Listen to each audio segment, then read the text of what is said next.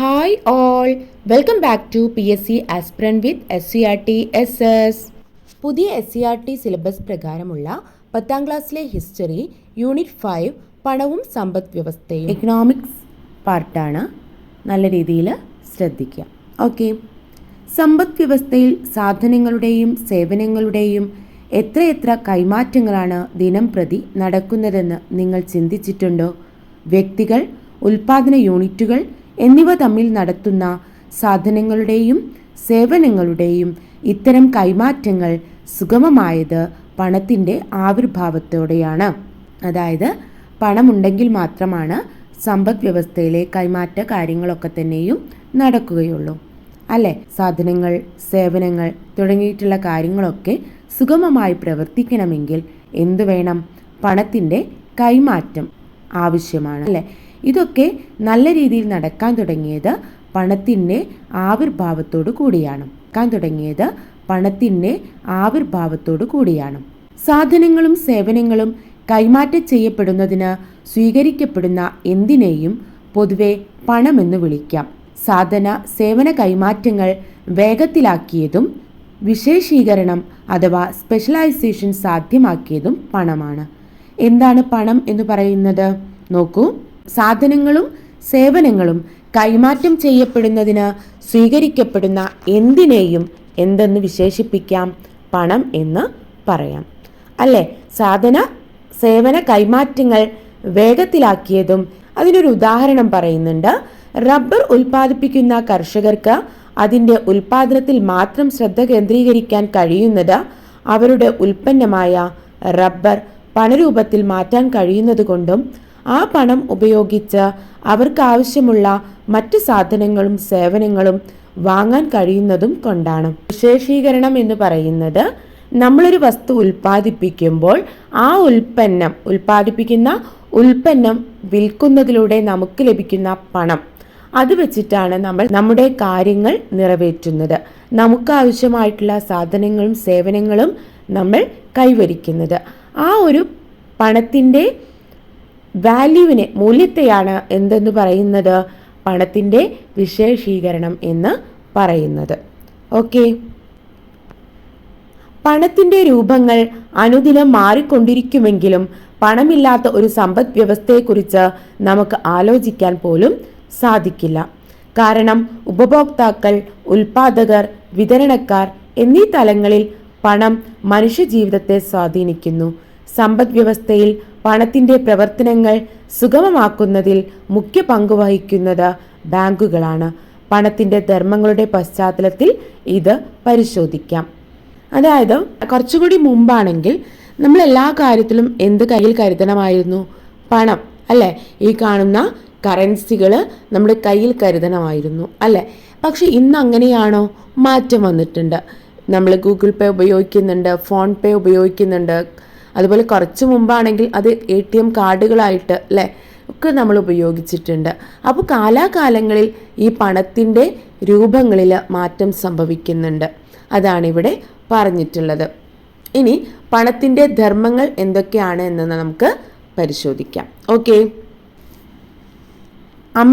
അമ്മ തന്ന പണം ഉപയോഗിച്ച് ഞാൻ എൻ്റെ കൂട്ടുകാരന് ഒരു ജന്മദിന സമ്മാനം വാങ്ങി.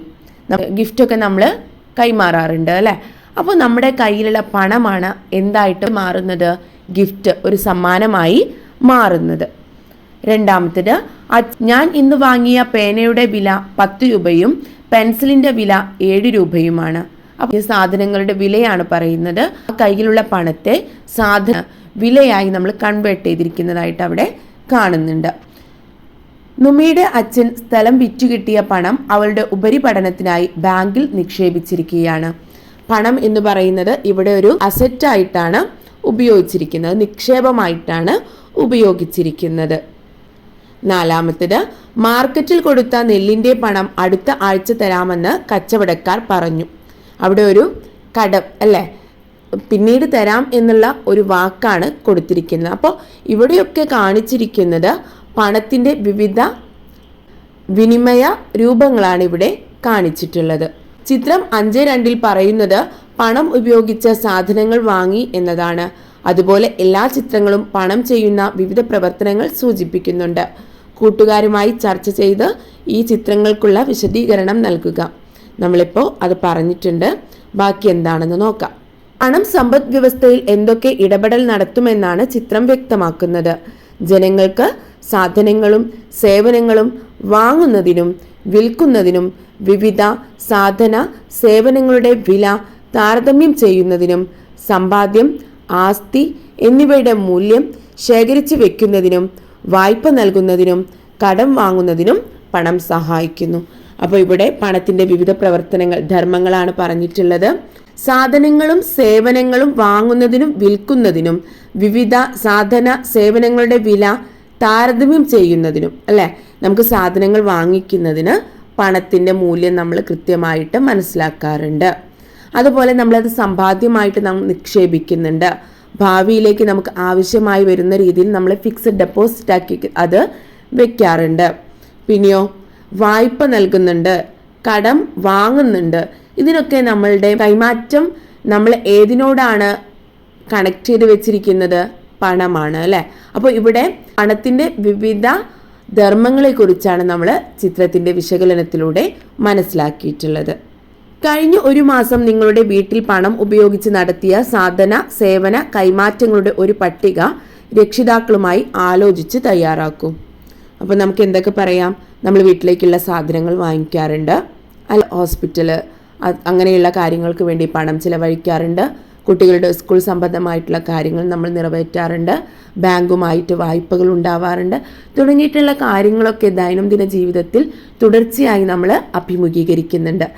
ഈ വിനിമയ രീതികളിലൊക്കെ തന്നെ ഉപയോഗിക്കുന്നത് എന്താണ്? പണമാണ്, അല്ലേ? പണത്തിൻ്റെ വിവിധ കൈമാറ്റ രീതികളെക്കുറിച്ചാണ് നമ്മളിവിടെ മനസ്സിലാക്കേണ്ടത്. പണത്തിൻ്റെ പൊതുവായ ധർമ്മങ്ങൾ: വിനിമയ ഉപാധി. സാധനങ്ങളും സേവനങ്ങളും വിറ്റ് പണമാക്കാനും ആ പണം ഉപയോഗിച്ച ആവശ്യമുള്ള സാധനങ്ങളും സേവനങ്ങളും വാങ്ങുവാനും സാധിക്കും. ഉദാഹരണത്തിന്, അധ്വാനം ചെയ്ത് അതിൻ്റെ പ്രതിഫലം പണരൂപത്തിൽ വാങ്ങുവാനും അതുപയോഗിച്ച് സാധനങ്ങളും സേവനങ്ങളും വാങ്ങുവാനും സാധിക്കുന്നു. ഇങ്ങനെ സമ്പദ് വ്യവസ്ഥയിൽ എണ്ണമറ്റ ക്രയവിക്രയങ്ങൾ നടത്തുന്നതിന് പണത്തിൻ്റെ പങ്ക് നിർണായകമാണ്. അപ്പോൾ ഓരോ മേഖലകളിലും തൊഴിൽ ചെയ്യുന്നവരായിട്ടുള്ള ആളുകളാണ് ഓരോരുത്തരും, അല്ലേ? അപ്പോൾ നമുക്ക് അതിൻ്റെ പ്രതിഫലമായി നമുക്ക് കിട്ടുന്ന ശമ്പളം, കൂലി, അല്ലേ, അല്ലെങ്കിൽ പലിശ തുടങ്ങിയിട്ടുള്ള കാര്യങ്ങളിലൂടെ നമുക്ക് കിട്ടുന്ന പണം ഉപയോഗിച്ചാണ് നമുക്ക് ആവശ്യമായിട്ടുള്ള സാധനങ്ങളും സേവനങ്ങളും വാങ്ങിക്കുന്നത്, അല്ലേ? അപ്പോൾ ഇവിടെ പണം എന്ന് പറയുന്നത് അതിൻ്റെ ഒന്നാമത്തെ ധർമ്മമായിട്ടുള്ള വിനിമയ ഉപാധിയായി ഉപയോഗിക്കുന്നു എന്ന് മനസ്സിലാക്കുക. 2, മൂല്യം അളക്കുന്നതിനുള്ള ഉപാധി. എല്ലാ വസ്തുക്കളുടെയും മൂല്യം പണരൂപത്തിൽ പ്രകടിപ്പിക്കാൻ സാധ്യമാണ്. ബാർട്ടർ സമ്പ്രദായത്തിൽ ഒരു വസ്തുവിൻ്റെ മൂല്യം മറ്റൊരു വസ്തുവിൻ്റെ മൂല്യവുമായി താരതമ്യം ചെയ്യുക എളുപ്പമായിരുന്നില്ല. പണം 2 വസ്തുക്കളുടെ മൂല്യങ്ങളുടെ താരതമ്യം എളുപ്പമാക്കി. വസ്തുവിൻ്റെ മൂല്യം എന്നത് ക്രയവിക്രയ പ്രക്രിയയിൽ അതിന് നിശ്ചയിക്കപ്പെട്ട വിലയാണ്. അതായത് ആദ്യകാലങ്ങളിൽ സാധനങ്ങൾ കൈമാറ്റം ചെയ്തിരുന്നത് ബാർട്ടർ സമ്പ്രദായത്തിലൂടെയാണ്. എന്താണ് ബാർട്ടർ സമ്പ്രദായം? സാധനങ്ങൾ പരസ്പരം കൈമാറ്റം ചെയ്യുക. ഇപ്പോൾ ഒരു വ്യക്തി ഉൽപ്പാദിപ്പിക്കുന്നത് നെല്ലാണ് എന്ന് കരുതുക, അല്ലെങ്കിൽ അരിയാണ് അദ്ദേഹത്തിൻ്റെ കയ്യിലുള്ളത്. അദ്ദേഹത്തിന് ആവശ്യമായിട്ടുള്ള പച്ചക്കറികൾ വീട്ടിലേക്ക് എത്തിക്കണം. അപ്പോൾ ഇദ്ദേഹം എന്താണ് ചെയ്യുക? മറ്റൊരു വ്യക്തിയുടെ കയ്യിൽ നിന്ന് മറ്റൊരു വ്യക്തി ഉൽപ്പാദിപ്പിക്കുന്ന ഒരു പച്ചക്കറിയാണെങ്കിൽ ഇവർ തമ്മിൽ ഇത് അങ്ങോട്ടും ഇങ്ങോട്ടും കൈമാറ്റം ചെയ്യുന്നു. അപ്പോൾ നെല്ല് അങ്ങോട്ട് കൊടുക്കുന്നു, അല്ലെങ്കിൽ അരി അങ്ങോട്ട് കൊടുക്കുന്നു, അദ്ദേഹത്തിന് ആവശ്യമായിട്ടുള്ള പച്ചക്കറികൾ ഇങ്ങോട്ട് വാങ്ങിക്കുന്നു. ഇത്തരത്തിൽ ആവശ്യമായിട്ടുള്ള സാധനങ്ങൾ പരസ്പരം അങ്ങോട്ടും ഇങ്ങോട്ടും കൈമാറ്റം ചെയ്യുന്നതിനെ ബാർട്ടർ സമ്പ്രദായം എന്നാണ് പറഞ്ഞിരുന്നത്. കൈമാറ്റ വ്യവസ്ഥയിലെ ആദ്യകാല രീതി എന്ന് പറയുന്നത് ഈ ബാർട്ടർ സമ്പ്രദായമാണ്. പക്ഷേ ഇവിടെ നിങ്ങൾ മനസ്സിലാക്കേണ്ട കാര്യം, ഒരിക്കലും ഇവ തമ്മിലുള്ള മൂല്യം തുല്യമായിരിക്കണം എന്നില്ല. ഇപ്പോൾ ചെറിയൊരു വസ്തു നമ്മൾ വാങ്ങിക്കണം എങ്കിൽ നമ്മുടെ കയ്യിലുള്ള വലിയൊരു വസ്തുവിനെ നമ്മൾ ചിലപ്പോൾ എന്ത് ചെയ്യേണ്ടി വരും? കൊടുക്കേണ്ടി വരും. അതിന് പകരമായി നമ്മൾ വാങ്ങിക്കുന്നത് ചിലപ്പോൾ തുച്ഛമായിട്ടുള്ള ചെറിയൊരു സാധനമായിരിക്കും. ഇവിടെ എന്തില്ല, സാധനങ്ങളുടെ മൂല്യം കണക്കാക്കപ്പെടുന്നില്ല. പക്ഷേ പണം ഉപയോഗിക്കുന്ന സമയത്ത് നമുക്ക് കൃത്യമായി പണത്തിൻ്റെ മൂല്യം നമുക്ക് അളക്കാൻ സാധിക്കുന്നുണ്ട്. ഓക്കെ, വസ്തുക്കളുടെ മൂല്യം പണരൂപത്തിൽ അളക്കുന്നത് പോലെ പണത്തിൻ്റെ മൂല്യം മറ്റു വസ്തുക്കളുടെ രൂപത്തിലും പ്രകടിപ്പിക്കാവുന്നതാണ്. പണത്തിൻ്റെ മൂല്യം എന്നത് അതിൻ്റെ വാങ്ങൽ ശേഷിയാണ്. സാധനങ്ങളുടെ വില വർദ്ധിക്കുമ്പോൾ പണത്തിൻ്റെ വാങ്ങൽ ശേഷി കുറയുകയും വില കുറയുമ്പോൾ പണത്തിൻ്റെ വാങ്ങൽ ശേഷി കൂടുകയും ചെയ്യും. പണത്തിൻ്റെ ക്രയശേഷിയിൽ ഉണ്ടാകുന്ന മാറ്റം അനുഭവപ്പെടുന്നത് സമ്പദ് വ്യവസ്ഥയിൽ പണപ്പെരുപ്പമോ പണച്ചുരുക്കമോ ഉണ്ടാകുമ്പോഴാണ്. അതായത് ഇതിനു പറ്റിയ ബെസ്റ്റ് എക്സാമ്പിൾ എന്ന് പറയുന്നത്, നമ്മൾ ഗോൾഡ് റേറ്റ് വർദ്ധിച്ചുകൊണ്ടിരിക്കുന്ന സമയത്ത് നമ്മൾ സ്വർണം വാങ്ങിക്കുന്നത് കുറയും. നമ്മുടെ കയ്യിലുള്ള പണത്തെ ഗോൾഡാക്കി മാറ്റുന്നതിലെ അളവ്, വാങ്ങൽ ശേഷി കുറയുന്നു. എന്നാൽ അതേ സമയത്ത് സ്വർണത്തിന്റെ വില, ഗോൾഡ് റേറ്റ് കുറയുന്ന സമയത്ത് നമ്മുടെ വാങ്ങൽ ശേഷി കൂടുന്നു. ഈ ഒരു വ്യത്യാസം മനസ്സിലാക്കി വെക്കാം. മൂല്യശേഖര ഉപാധി.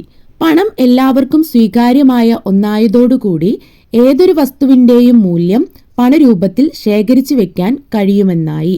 ബാർട്ടർ സമ്പ്രദായത്തിൽ ഇത് സാധ്യമായിരുന്നില്ല. ഇതിലൂടെ എളുപ്പത്തിൽ നശിച്ചു പോകുന്ന വസ്തുക്കൾ ഉൾപ്പെടെയുള്ളവയുടെ മൂല്യം പണരൂപത്തിലേക്കോ ആസ്തിയിലേക്കോ മാറ്റി ഭാവിയിൽ പ്രയോജനപ്പെടുത്താൻ സാധിക്കുന്നു. അപ്പോൾ നമുക്ക് നമ്മുടെ പണത്തെ മറ്റെന്തെങ്കിലും ആസ്തിയായിട്ടോ അല്ലെങ്കിൽ ശേഖരിച്ച് വെക്കുന്നതിനോ ഇൻവെസ്റ്റ് ആയിട്ടോ നമുക്ക് മാറ്റാൻ സാധിക്കുന്നുണ്ട്. ബാർട്ടർ സമ്പ്രദായത്തിൽ ഈ ഒരു സവിശേഷത ഉണ്ടായിരുന്നില്ല.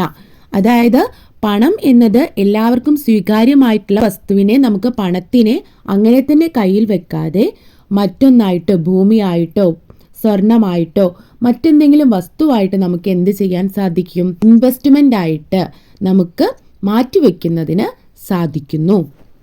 ഭാവിയിലുള്ള കൊടുക്കൽ വാങ്ങലുകളുടെ ഉപാധി. ആധുനിക കാലത്ത് പല വ്യാപാരങ്ങളും നടക്കുന്നത് പണമിടപാട് തീർക്കുന്നതിനുള്ള സാവകാശം ലഭിക്കുന്നു എന്നതുകൊണ്ടാണ്. നിലവിലെ സാധന സേവനങ്ങളുടെ കൈമാറ്റങ്ങളുടെ പണമിടപാടുകൾ പിന്നീട് തീർക്കാം എന്നത് പൊതുവെ ഉപഭോക്താക്കളും വിൽപ്പനക്കാരും അംഗീകരിക്കാറുണ്ട്. വായ്പ കൊടുക്കുന്നതിൻ്റെയും വായ്പ വാങ്ങുന്നതിൻ്റെയും മൂല്യം പണത്തിൽ അളക്കുന്നത് സാധ്യമാണ്. ഇത് ഹ്രസ്വകാല ദീർഘകാല വ്യാപാര ഇടപാടുകൾക്ക് ഏറെ സഹായകരമാണ്. അതായത് സാധന സേവനങ്ങളുടെ കൈമാറ്റങ്ങൾക്കിടയിൽ കടം അല്ലെങ്കിൽ വായ്പ എന്ന സമ്പ്രദായം നിലനിൽക്കുന്നത് ഏറ്റവും ഉപകാരപ്രദമായിട്ടുള്ള ഒന്നാണ്. അത് പണമായിട്ടാണ് നമ്മൾ കൈമാറ്റം ചെയ്യുന്നത്. പിന്നീട് തരാം എന്നുള്ള ഒരു ഉറപ്പിന്മേൽ സാധന സേവനങ്ങളുടെ കൈമാറ്റം നടക്കുന്നുണ്ട്. അത് പണത്തിൻ്റെ മൂല്യം കണക്കാക്കിക്കൊണ്ടാണ്. പണത്തിൻ്റെ സവിശേഷതകൾ. പൊതുവെ അംഗീകരിക്കപ്പെടുക, സ്വീകരിക്കപ്പെടുക എന്നതാണ് പണത്തിൻ്റെ ഒരു പ്രധാന സവിശേഷത. മറ്റെന്തെല്ലാം സവിശേഷതകളാണ് പണത്തിനുണ്ടാകേണ്ടത്? ചർച്ച ചെയ്ത് ലിസ്റ്റ് പൂർത്തിയാക്കുക. ഒന്നാമത്തത് അവിടെ കൊടുത്തിട്ടുണ്ട്. പൊതുവെ സ്വീകാര്യമായത്, ഈട് നിൽക്കുന്നത്. അതുപോലെ തന്നെ നമുക്ക് കൊണ്ടു നടക്കാൻ എളുപ്പമാണ്, അല്ലെ? കൊണ്ടു നടക്കാൻ എളുപ്പമായതാണ്. പണമായിട്ട് തന്നെ കൊണ്ടു നടക്കേണ്ടതില്ല. ATM കാർഡോ അല്ലെങ്കിൽ നമ്മളിപ്പോൾ ഉപയോഗിക്കുന്ന GPay, ഫോൺപേ തുടങ്ങിയിട്ടുള്ളതൊക്കെ നമുക്ക് കൂടുതൽ എന്താണ് എളുപ്പമായിട്ടുള്ള മാർഗങ്ങളാണ്. അതുപോലെ തന്നെ ഡിവിസിബിലിറ്റി, അതായത് വിഭജിക്കാൻ കഴിയുന്ന ഒന്നാണ്. നമുക്ക് എങ്ങനെ വേണമെങ്കിലും ചെറുതായും നമുക്ക് അതിനെ ഡിവൈഡ് ചെയ്യാൻ സാധിക്കും, അല്ലേ? 1000 രൂപ, 500, 100, അതിൽ കൂടുതൽ, ഇത്തരത്തിലൊക്കെ നമുക്ക് എന്ത് ചെയ്യാൻ പറ്റും? പണത്തെ വിഭജിച്ച് ഉപയോഗിക്കാൻ സാധിക്കുന്ന ഒന്നാണ്. അതുപോലെ ഡ്യൂറബിലിറ്റി, കുറേ കാലം നമുക്ക് ഉപയോഗിക്കാൻ കഴിയുന്നതാണ്, പെട്ടെന്ന് നശിച്ചു പോകുന്ന ഒന്നല്ല. ഓക്കെ, പണത്തിൻ്റെ വിവിധ ധർമ്മങ്ങൾ എഴുതി നോക്കൂ. അപ്പോൾ നമ്മൾ ഇതുവരെ പറഞ്ഞിട്ടുള്ള കാര്യങ്ങൾ ഉൾക്കൊള്ളിച്ചുകൊണ്ട് ഉത്തരം എഴുതാം. എന്തൊക്കെയാണ് പണത്തിൻ്റെ സവിശേഷതകൾ എന്നുള്ളതാണ് നമ്മൾ ഇതുവരെ പറഞ്ഞിട്ടുള്ളത്. ധർമ്മങ്ങളെക്കുറിച്ച് പറഞ്ഞു. വിനിമയ ഉപാധിയാണ്, മൂല്യം അളക്കാൻ കഴിയുന്നതാണ്, നമുക്ക് ഒരു ശേഖരമായിട്ട് അസറ്റ്, ഭാവിയിലുള്ള കൊടുക്കൽ വാങ്ങലുകളുടെ ഉപാധിയായിട്ട് നമുക്ക് പണത്തെ ഉപയോഗിക്കാൻ കഴിയും. ഇതൊക്കെ പണത്തിൻ്റെ ധർമ്മങ്ങളെക്കുറിച്ചാണ് നമ്മൾ പറഞ്ഞിട്ടുള്ളത്. ഇനി പണം സമ്പദ് വ്യവസ്ഥയിൽ പ്രവർത്തിക്കുന്നത് എങ്ങനെ? സമ്പദ് വ്യവസ്ഥയെ ചലിപ്പിക്കുന്നതും അതിൻ്റെ പ്രവർത്തനങ്ങളെ വേഗത്തിലാക്കുന്നതും പണമാണ്. ഉൽപാദനം, വിതരണം, ഉപഭോഗം എന്നീ സാമ്പത്തിക പ്രവർത്തനങ്ങളെ ത്വരിതപ്പെടുത്തുന്നതും ക്രയവിക്രയങ്ങളെ വേഗത്തിലാക്കി സമ്പദ് വ്യവസ്ഥയെ ശക്തിപ്പെടുത്തുന്നതും പണമാണ്. ഇത് എങ്ങനെയാണ് എന്നതിൻ്റെ ഒരു ഉദാഹരണം നോക്കാം. ഇവിടെ സമ്പദ് വ്യവസ്ഥയിലെ 3 മേഖലകളെ സൂചിപ്പിക്കുന്ന ചിത്രം കൊടുത്തിട്ടുണ്ട്. പ്രാഥമിക മേഖല, ദ്വിതീയ മേഖല, തൃതീയ മേഖല, കാർഷിക മേഖല, വ്യവസായ മേഖല, സേവന മേഖല. അതായത് ഉൽപാദനം അല്ലെ, സാധനങ്ങൾ ഉൽപ്പാദിപ്പിക്കുന്നു, അത് വിതരണം ചെയ്യുന്നു, അത് നമ്മളിത് വാങ്ങി ഉപയോഗിക്കുന്നു. ഇവിടെയെല്ലാം സാമ്പത്തിക പ്രവർത്തനങ്ങളെ വേഗത്തിലാക്കുന്നതിന് പണത്തിന് വലിയ ഒരു പ്രാധാന്യമുണ്ട്.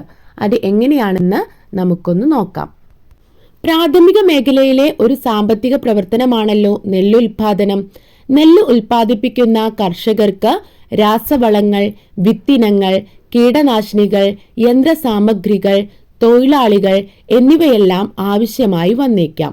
കർഷകർ വളം, യന്ത്രസാമഗ്രികൾ എന്നിവയ്ക്കായി പണം ചെലവഴിക്കുമ്പോൾ അത് വ്യാവസായിക മേഖലയിലെ ഉൽപാദകരുടെ വരുമാന മാർഗമായി തീരുന്നു. ഉൽപ്പാദിപ്പിച്ച നെല്ല് വിപണിയിലെത്തിക്കാൻ ഗതാഗത സൗകര്യത്തെ ആശ്രയിക്കുമ്പോൾ അത് സേവനദാതാക്കളുടെ വരുമാന മാർഗമായി തീരുന്നു. അപ്പോൾ നിങ്ങളിവിടെ ശ്രദ്ധിക്കുക, കർഷകന് എന്താവശ്യമായി വരുന്നു? കർഷകൻ എന്ന് പറയുന്നത് പ്രാഥമിക മേഖലയിൽ ഉൾപ്പെടുന്ന വ്യക്തിയാണ്.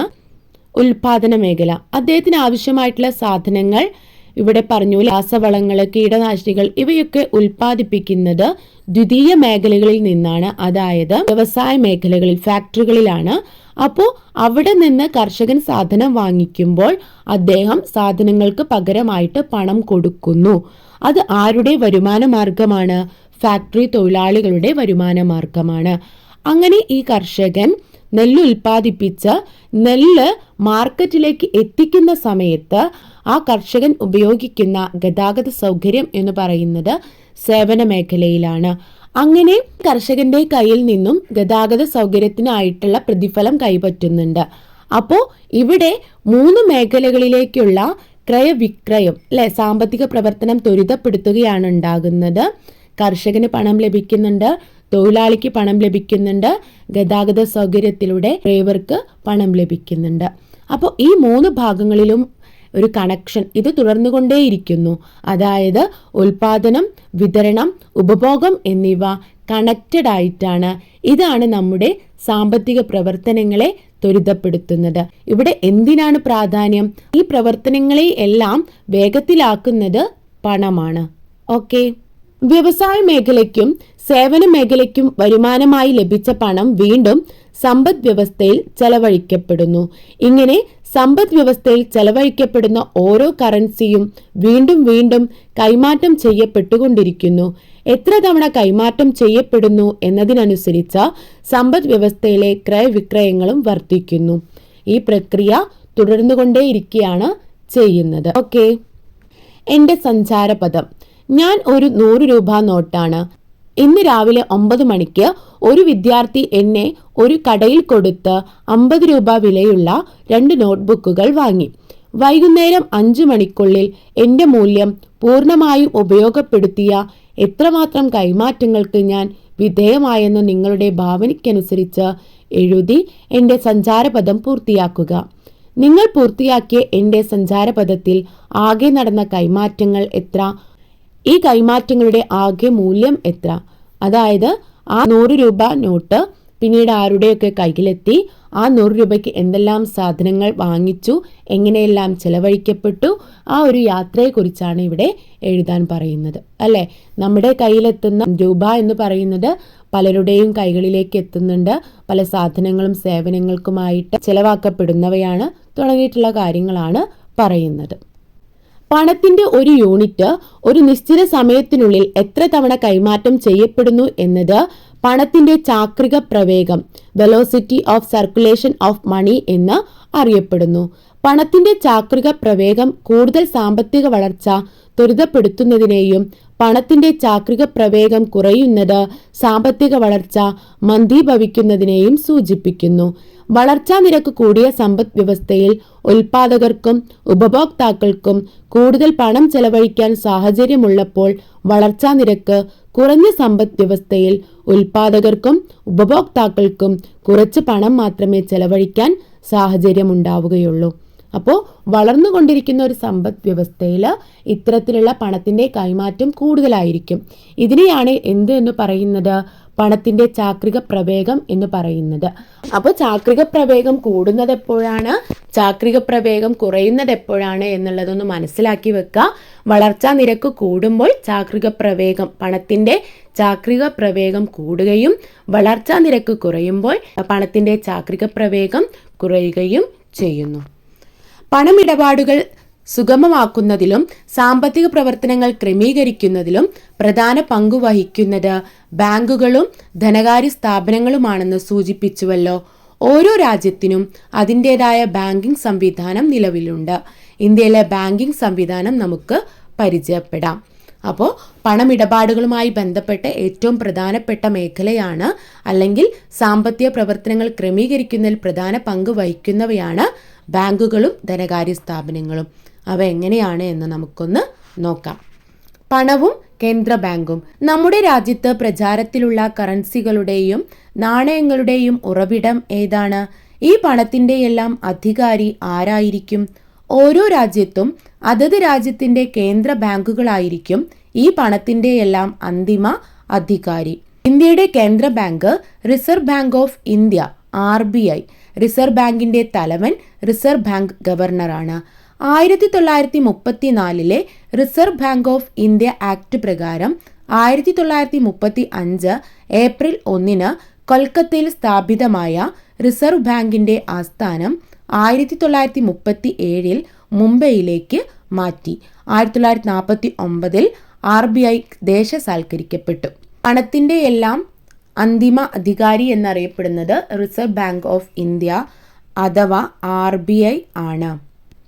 ഓക്കെ, സ്ഥാപിക്കപ്പെട്ടത് 1934 ആക്ട് പ്രകാരം 1935 ഏപ്രിൽ 1 സ്ഥാപിക്കപ്പെട്ടത്. എവിടെയാണ് ആദ്യത്തെ ആസ്ഥാനം എന്ന് പറയുന്നത്? കൊൽക്കത്തയിലാണ്. പിന്നീട് 1937 ആസ്ഥാനം കൊൽക്കത്തയിൽ നിന്നും മുംബൈയിലേക്ക് മാറ്റി. 1949 RBI ദേശസാൽക്കരിക്കപ്പെട്ടു. ഓക്കെ, ഇവിടെ നിങ്ങൾ ശ്രദ്ധിക്കുക, RBIയുടെ ഗവർണർമാരുടെ പേരുകൾ ഇമ്പോർട്ടൻ്റ് ആണ്. ആദ്യത്തെ ഗവർണർ സർ ഓസ്ബോൺ സ്മിത്തും ഇപ്പോഴത്തെ നിലവിലെ ഗവർണർ ശ്രീ സഞ്ജയ് മൽഹോത്രയും ആണ്. അതിനിടയിൽ ഒരുപാട് പേരുണ്ട്, അതൊന്ന് നിങ്ങൾ എന്ത് ചെയ്യുക, ശ്രദ്ധിച്ച് വെക്കാം. ഓക്കെ, സമ്പദ് വ്യവസ്ഥയിലെ ബാങ്കുകൾ, ബാങ്കിതര ധനകാര്യ സ്ഥാപനങ്ങൾ എന്നിവയുടെ പ്രവർത്തനം നിയന്ത്രിക്കുന്നതും ഏകോപിപ്പിക്കുന്നതും കേന്ദ്ര ബാങ്കാണ്. നമുക്ക് റിസർവ് ബാങ്കിന്റെ ധർമ്മങ്ങൾ എന്തൊക്കെയാണെന്ന് നോക്കാം. അതായത് ആ ബാങ്കുകൾക്കും മുകളിലുള്ള സ്ഥാപനമാണ് ഏത്? Reserve bank of India. എന്തൊക്കെയാണ് റിസർവ് ബാങ്കിന്റെ ധർമ്മങ്ങൾ നോക്കാം. കറൻസി അച്ചടിച്ചിറക്കുന്നു. 1934 reserve bank of India act പ്രകാരം നാണയങ്ങളും 1 രൂപ നോട്ടും ഒഴികെയുള്ള എല്ലാ കറൻസികളും അച്ചടിച്ചിറക്കാൻ അധികാരമുള്ളത് റിസർവ് ബാങ്ക് ഓഫ് ഇന്ത്യക്കാണ്.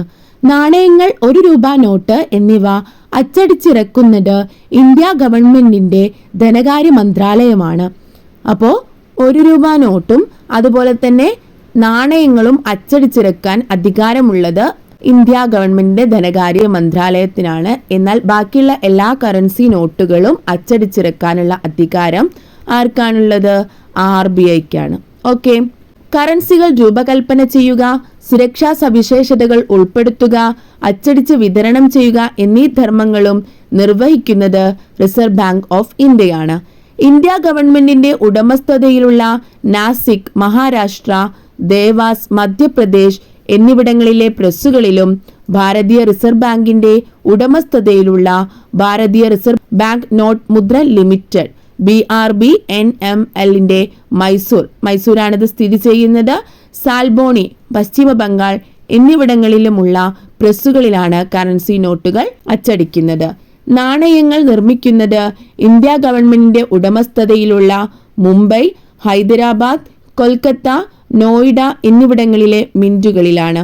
ഒരിക്കൽ പ്രചാരത്തിലുള്ള കറൻസികൾ ഗവൺമെന്റ് നിർദ്ദേശം കണക്കിലെടുത്ത് റിസർവ് ബാങ്ക് ഓഫ് ഇന്ത്യക്ക് പിൻവലിക്കാം. ഇത് ഡിമോണിറ്റൈസേഷൻ എന്ന് അറിയപ്പെടുന്നു. അപ്പോൾ കറൻസികൾ അച്ചടിക്കുന്നത് എവിടെയൊക്കെയാണ്, നാണയങ്ങളും ₹1 നോട്ടും എവിടെയാണ് അച്ചടിച്ചിറക്കുന്നത് എന്നീ സ്ഥലങ്ങളാണ് ഇവിടെ പറഞ്ഞിട്ടുള്ളത്. അതൊന്ന് ശ്രദ്ധിച്ചു വെക്കുക. അതുപോലെ തന്നെ എന്താണ് ഡിമോണിറ്റൈസേഷൻ എന്ന് പറയുന്നത്?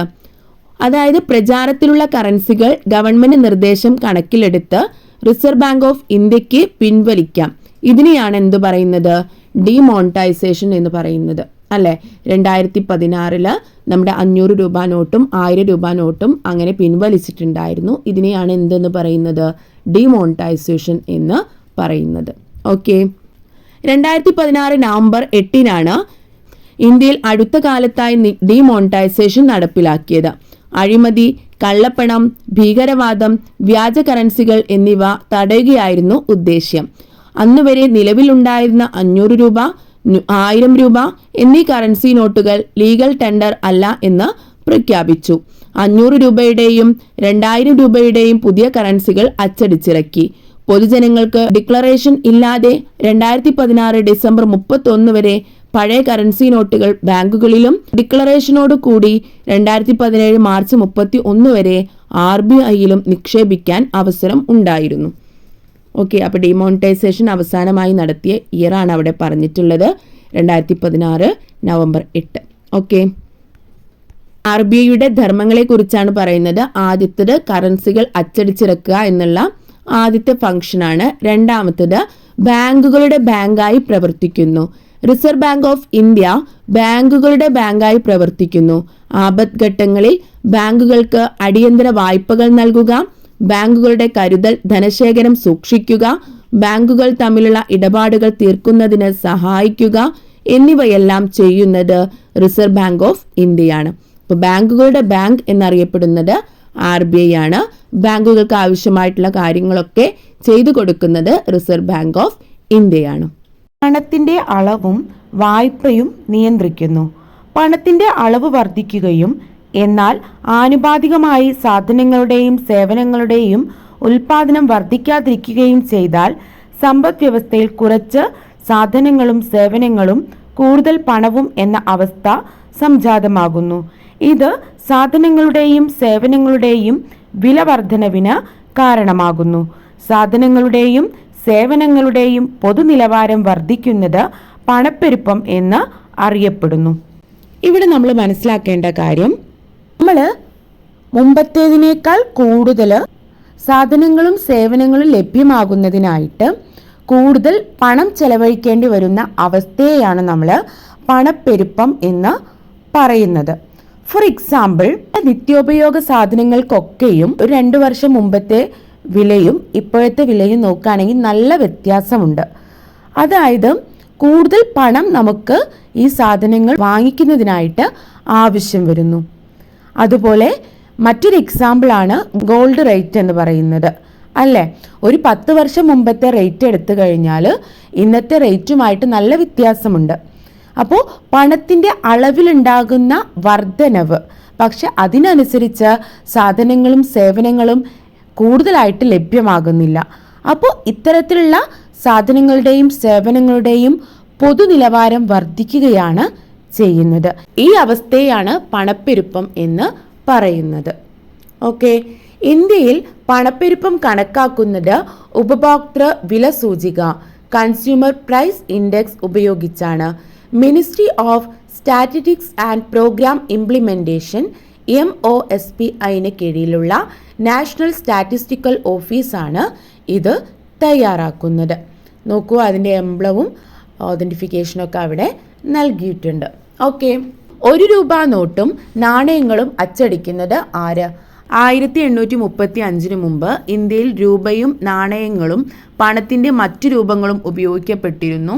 ₹1 നോട്ടും നാണയങ്ങളും ഇന്ത്യ ഗവൺമെൻറ് അച്ചടിച്ചിറക്കുന്നതിന് ചരിത്രപരമായ കാരണങ്ങൾ ഉണ്ട്. എന്തൊക്കെയാണത്?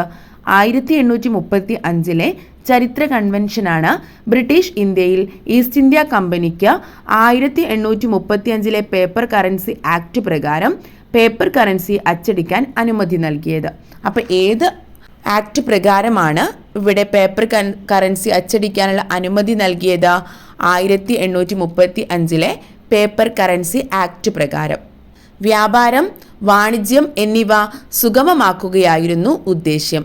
1906 കോയിനേജ് ആക്ട്, 2011 കോയിനേജ് ആക്ട് എന്നിവ നാണയങ്ങൾ അച്ചടിച്ചിറക്കാനുള്ള അധികാരം കേന്ദ്ര ഗവൺമെന്റിനാണ് നൽകിയിരിക്കുന്നത്.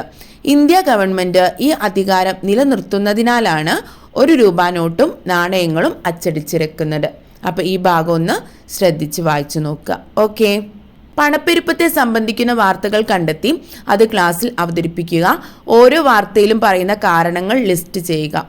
അതൊക്കെ നിലവിലുള്ള നമ്മുടെ ഈ പണത്തിൻ്റെ അളവ്, നമ്മൾ ഒരുപാട് പണം കൊടുത്താലാണ് നമുക്ക് കുറച്ച് സാധനങ്ങളൊക്കെ വാങ്ങിക്കാൻ പറ്റുന്നുള്ളൂ. അതായത് പണത്തിൻ്റെ അളവ് വർദ്ധിക്കുകയും അതിനനുസരിച്ച് സാധനങ്ങളുടെയും സേവനങ്ങളുടെയും പൊതുനിലവാരത്തിൽ വർധനവ് സൂചിപ്പിക്കുകയും ചെയ്യുന്നു. ഇതാണ് പണപ്പെരുപ്പം. ഇതുമായി ബന്ധപ്പെട്ടിട്ടുള്ള പത്രവാർത്തകൾ ശ്രദ്ധിച്ചിട്ട് അതൊന്ന് ക്ലാസ്സിൽ ചർച്ച ചെയ്യാനാണ് ആവശ്യപ്പെടുന്നത്. ഓക്കെ. സമ്പദ് വ്യവസ്ഥയിൽ പണപ്പെരുപ്പം ക്രമാതീതമായി വർദ്ധിച്ചാൽ അത് പണത്തിൻ്റെ ക്രയശേഷി കുറയുന്നതിന് കാരണമാകുകയും സാമ്പത്തിക വളർച്ച, ഉൽപാദനം എന്നിവയെ പ്രതികൂലമായി ബാധിക്കുകയും ചെയ്യുന്നു. അതിനാൽ പണപ്പെരുപ്പം നിയന്ത്രിക്കപ്പെടേണ്ടതാണ്. പണപ്രദാനത്തിൻ്റെ അളവ് കൂടുന്നതാണ് പണപ്പെരുപ്പത്തിന് ഒരു കാരണം. പണപ്പെരുപ്പം ക്രമാതീതമായി വർദ്ധിച്ചു കഴിഞ്ഞാൽ നമ്മുടെ വിപണിയിൽ ഒരുപാട് പ്രശ്നങ്ങൾ ഉണ്ടാകും. അതായത് സാമ്പത്തിക വളർച്ച, ഉൽപാദനം എന്നിവയെ പ്രതികൂലമായി ബാധിക്കും. പണപ്പെരുപ്പം കൂടുവാനുള്ള ഒരു കാരണം എന്ന് പറയുന്നത് പണപ്രദാനത്തിൻ്റെ അളവ് കൂടുക എന്നതാണ്. അതായത് പണത്തിൻ്റെ സപ്ലൈ, വിതരണം കൂടുന്നത് കൊണ്ടാണ് പണപ്പെരുപ്പം ഉണ്ടാകുന്നത്. അപ്പോൾ ആളുകളുടെ കയ്യിൽ കൂടുതലായി പണം എത്തിച്ചേരുന്നു. പക്ഷേ അതിനനുസരിച്ച് വിപണിയിൽ സാധനങ്ങളോ സേവനങ്ങളോ ലഭ്യമാകുന്നില്ല. അതുകൊണ്ട് തന്നെ ലഭ്യമാകുന്ന സാധനങ്ങളിലും സേവനങ്ങളിലും കൂടുതൽ വില ഈടാക്കേണ്ടതായി വരുന്നു. ഈ സമയത്ത് പണത്തിൻ്റെ ക്രയശേഷി കുറയുകയാണ് ചെയ്യുന്നത്. കൊടുക്കൽ ശേഷി എന്നാണ് പറയുന്നത്. ഇത് സാമ്പത്തിക വളർച്ചയെയൊക്കെ തന്നെ പ്രതികൂലമായി ബാധിക്കുന്നു. ഇത്തരത്തിൽ പണപ്പെരുപ്പം ക്രമാതീതമായി വർദ്ധിക്കുന്ന സമയത്ത് സാമ്പത്തിക മേഖല ഒരുപാട് പ്രശ്നങ്ങളെ അഭിമുഖീകരിക്കേണ്ടി വരും. അതുകൊണ്ട് തന്നെ പണപ്പെരുപ്പം നിയന്ത്രിക്കപ്പെടേണ്ടതാണ് എന്നുള്ളതാണ് ഇവിടെ മനസ്സിലാക്കേണ്ടത്. ഓക്കെ. ഇനി ഇവിടെ 2 പട്ടികകൾ ആഗസ്റ്റ് 23 സെപ്റ്റംബർ 2023 ഉപഭോക്തൃ വില സൂചികയെ അടിസ്ഥാനമാക്കിയിട്ടുള്ള പണപ്പെരുപ്പ കണക്കുകൾ ഇവിടെ ലഭ്യമാക്കിയിട്ടുണ്ട്. എന്താണ് ഇവ തമ്മിലുള്ള വ്യത്യാസം എന്നുള്ളതാണ് മനസ്സിലാക്കേണ്ടത്. ഓക്കെ. സമ്പദ് വ്യവസ്ഥയിൽ മൊത്തമുള്ള പണത്തിൻ്റെ അളവ് എത്രയായിരിക്കുമെന്ന് നിങ്ങൾ ആലോചിച്ചിട്ടുണ്ടോ? ഒരു സമ്പദ് വ്യവസ്ഥയിലെ പൊതുജനങ്ങളുടെ കൈവശമുള്ളതും ബാങ്കിതര ധനകാര്യ സ്ഥാപനങ്ങൾ എന്നിവയിൽ ശേഖരിച്ചിട്ടുള്ള പണവും ചേർന്നതായിരിക്കും ഇവ. അതായത് മൊത്തം പണത്തിൻ്റെ അളവ് എന്ന് പറയുന്നത് ജനങ്ങളുടെ കൈവശമുള്ള പണം, ബാങ്ക്, അതുപോലെ തന്നെ ബാങ്കിതര ധനകാര്യ സ്ഥാപനങ്ങളുടെ എല്ലാം കൈവശമുള്ള പണത്തിൻ്റെ അളവിനെയാണ് നമ്മൾ എന്തായിട്ട് കണക്കാക്കുന്നത്? സമ്പദ് വ്യവസ്ഥയിലുള്ള മൊത്തം പണത്തിൻ്റെ അളവായി കണക്കാക്കുന്നത്.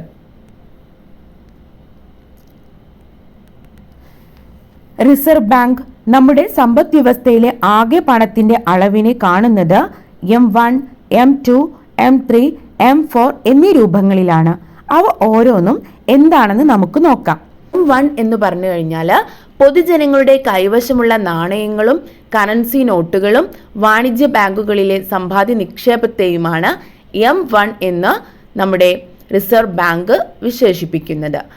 M2 എന്ന് പറഞ്ഞു കഴിഞ്ഞാൽ M1+, അതായത് പൊതുജനങ്ങളുടെ കയ്യിലുള്ള പണവും അതുപോലെ തന്നെ ഇവരുടെ നിക്ഷേപങ്ങളും കൂടെ പോസ്റ്റ് ഓഫീസ്, സേവിങ്സ് ബാങ്കുകളിലെ സമ്പാദ്യ നിക്ഷേപത്തെയുമാണ് M2 എന്ന് വിശേഷിപ്പിക്കുന്നത്.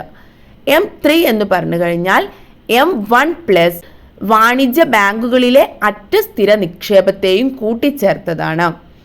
M4, M3+, പോസ്റ്റ് ഓഫീസുകളിലെ മൊത്ത നിക്ഷേപം അഥവാ നാഷണൽ സേവിങ്സ് സർട്ടിഫിക്കറ്റുകൾ ഒഴികെയുള്ളത്. ഇതിൽ M1, M2 എന്നത് ഇടുങ്ങിയ പണം എന്നും അഥവാ നാരോ മണി എന്നും, M3, M4 എന്നത് വിശാല പണം എന്നും അഥവാ ബ്രോഡ് മണി എന്നും അറിയപ്പെടുന്നു. ഇമ്പോർട്ടൻ്റ് ആയിട്ടുള്ള കാര്യമാണ്, ഒന്ന് നോട്ട് ചെയ്ത് വെക്കുക. നല്ല രീതിയിലൊന്ന് മനസ്സിലാക്കുക. അതായത് എന്താണ് M1, M2, എന്താണ് ഇവയുടെ സവിശേഷത, എന്താണ് M3, എന്താണ് M4, എന്താണ് ഇവയുടെ സവിശേഷത കൃത്യമായിട്ട് മനസ്സിലാക്കുമല്ലോ. ഓക്കെ. ബാങ്കുകൾ അനിയന്ത്രിതമായി വായ്പകൾ നൽകുന്നത് സമ്പദ് വ്യവസ്ഥയിലെ പണപ്രദാനം വർദ്ധിക്കുന്നതിനും പണപ്പെരുപ്പത്തിനും കാരണമാകുന്നു. ഇത് നിയന്ത്രിക്കേണ്ടതാണ്. വായ്പകൾ നിയന്ത്രിക്കുന്നതിന് RBI അളവുപരമായ ഉപാധികൾ, ഗുണപരമായ ഉപാധികൾ എന്നിവ ഉപയോഗിക്കുന്നു. അപ്പോൾ ഇപ്പോഴത്തെ സമ്പദ് വ്യവസ്ഥയിൽ, ഇപ്പോൾ നിലനിൽക്കുന്ന സമ്പദ് വ്യവസ്ഥയിൽ ഗോൾഡ് റേറ്റ് കൂടുതലാണ്.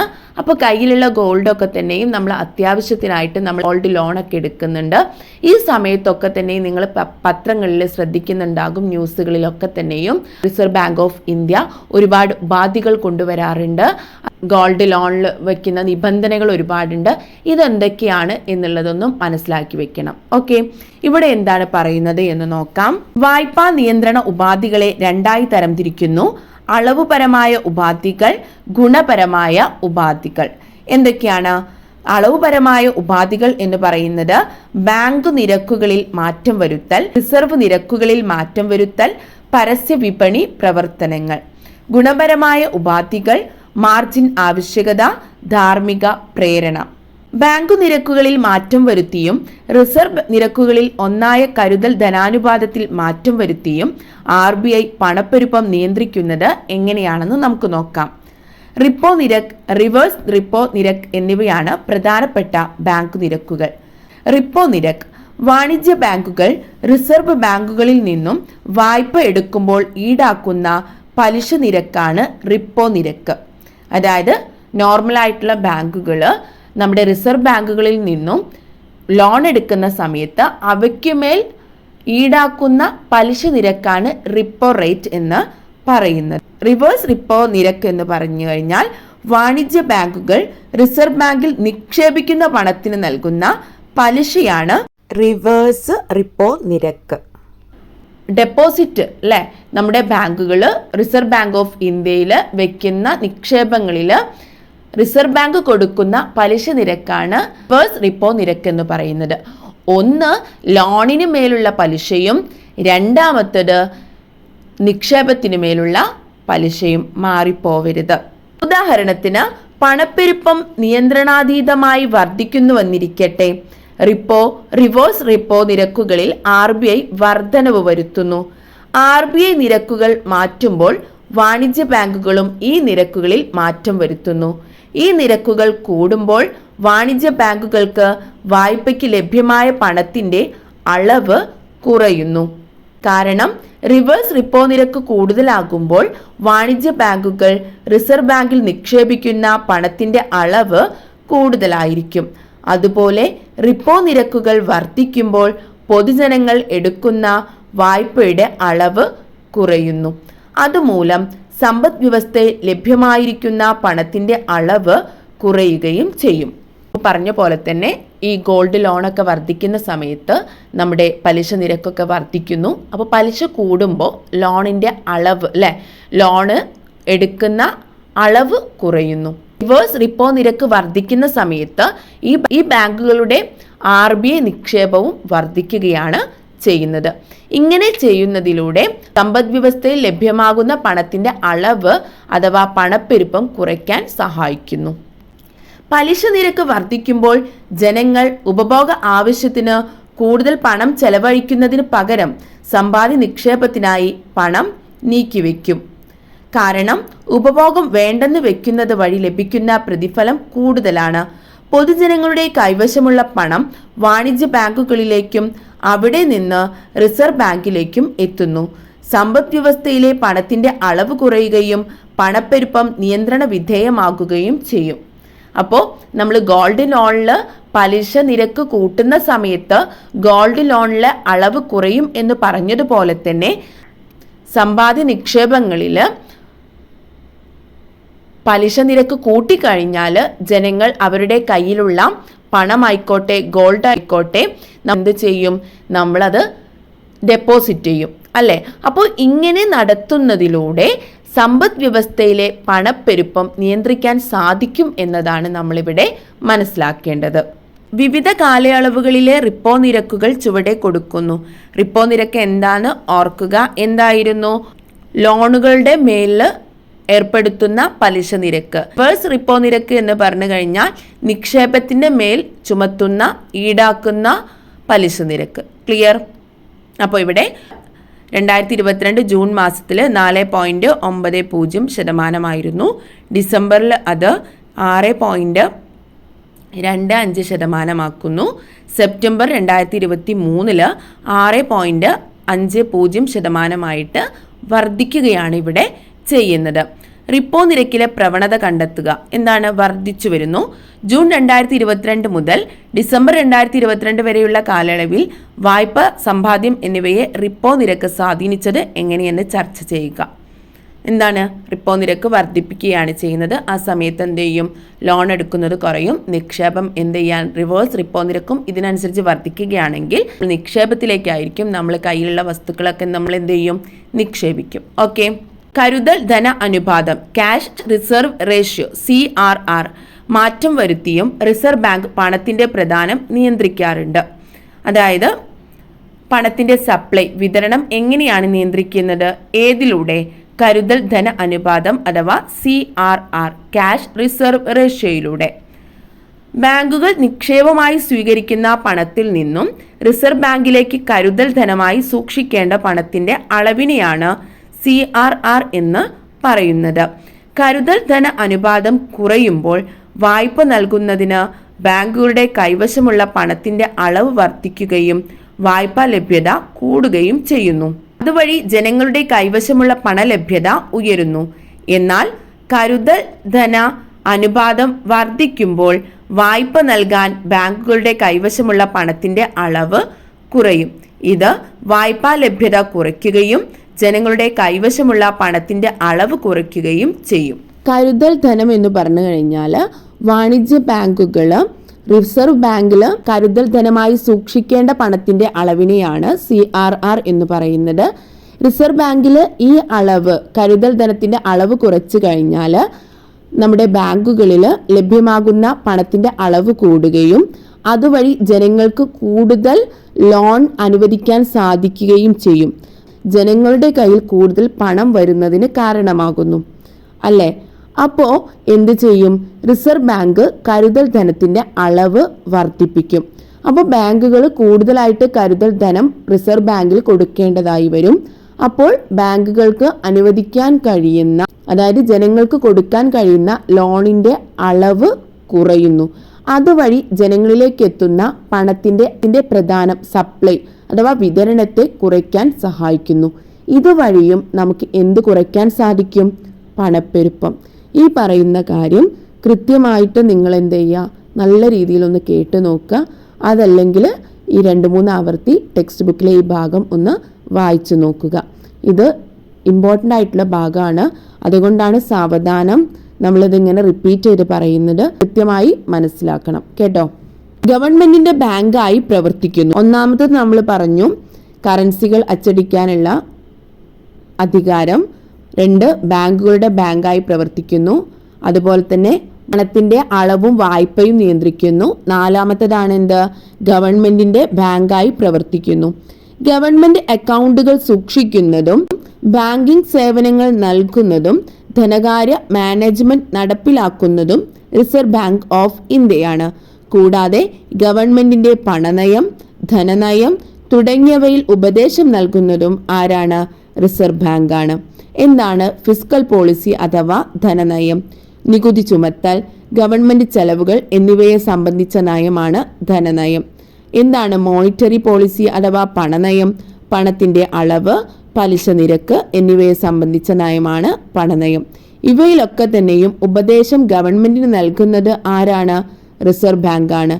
അതായത് ഗവൺമെന്റിന്റെ ബാങ്കായി പ്രവർത്തിക്കുന്നു എന്നുള്ളതാണ്. ഓക്കെ.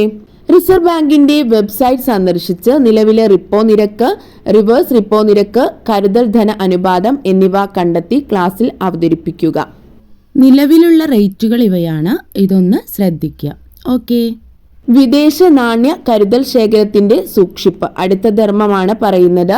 നമ്മുടെ സമ്പദ് വ്യവസ്ഥയിലെ വിദേശ നാണ്യ ശേഖരം എന്നത് വിദേശ കറൻസികൾ, സ്വർണ ശേഖരം എന്നിവയെല്ലാം ചേർന്നതാണ്. ഇതിന്റെ എല്ലാം കാവൽക്കാരൻ RBI ആണ്. അതായത് വിദേശ കരുതൽ ശേഖരത്തിന്റെ സൂക്ഷിപ്പ്. അത് നാണയങ്ങളാകാം, സ്വർണങ്ങളാവാം, കറൻസികളാകാം. ഇവയുടെയൊക്കെ സൂക്ഷിപ്പുകാരനാണ് ആര്? RBI. റിപ്പോർട്ടുകളുടെ പ്രസിദ്ധീകരണം. ഇത്രയാണ് RBIയുടെ ധർമ്മങ്ങൾ എന്ന് പറയുന്നത്. മനസ്സിലാക്കി വെക്കുക, ഇമ്പോർട്ടൻ്റ് ആയിട്ടുള്ള കാര്യമാണ്, ക്വസ്റ്റ്യൻ വരാൻ സാധ്യതയുള്ളതാണ്. ഓക്കെ, റിപ്പോർട്ടുകളുടെ പ്രസിദ്ധീകരണം. ഇന്ത്യയിലെ ബാങ്കിംഗ് പ്രവണത, പണനയ റിപ്പോർട്ടുകൾ, ഉപഭോക്തൃ സർവേകൾ, RBI ബുള്ളറ്റിൻ, സ്റ്റാറ്റിസ്റ്റിക്കൽ സപ്ലിമെന്റുകൾ തുടങ്ങി വിവിധ റിപ്പോർട്ടുകൾ RBI വിവിധ കാലയളവിൽ പ്രസിദ്ധീകരിക്കുന്നുണ്ട്. റിസർവ് ബാങ്കിന്റെ ധർമ്മങ്ങൾ വിശകലനം ചെയ്ത് അത് ഇന്ത്യയിലെ സാമ്പത്തിക പ്രവർത്തനങ്ങൾ ക്രമീകരിക്കുന്നത് എങ്ങനെയെന്ന് വ്യക്തമാക്കുക. നമ്മളിപ്പോൾ പറഞ്ഞ കാര്യങ്ങൾ തന്നെയാണ്. അതായത് നമ്മുടെ സമ്പദ് വ്യവസ്ഥയിൽ കൂടുതൽ പണം വരുന്ന സമയത്ത് എന്തൊക്കെ കാര്യങ്ങളാണ് RBI ചെയ്യുന്നത്, അതുപോലെ തന്നെ RBIയുടെ മറ്റ് ധർമ്മങ്ങൾ എന്തൊക്കെയാണ് എന്നുള്ളതൊക്കെ മനസ്സിലാക്കിയിട്ട് കൃത്യമായിട്ടുള്ള നോട്ട് ഒന്ന് പ്രിപ്പയർ ചെയ്ത് വെക്കുക. ഓക്കെ, അത്യാവശ്യം ലെങ്ത്തുള്ള ക്ലാസ്സാണ്, അതിനനുസരിച്ച് കാണുക. ബാക്കി ഭാഗം അടുത്ത പാർട്ടായിട്ട് പെട്ടെന്ന് തന്നെ അപ്ലോഡ് ചെയ്യാം. Thank you for watching. Stay tuned.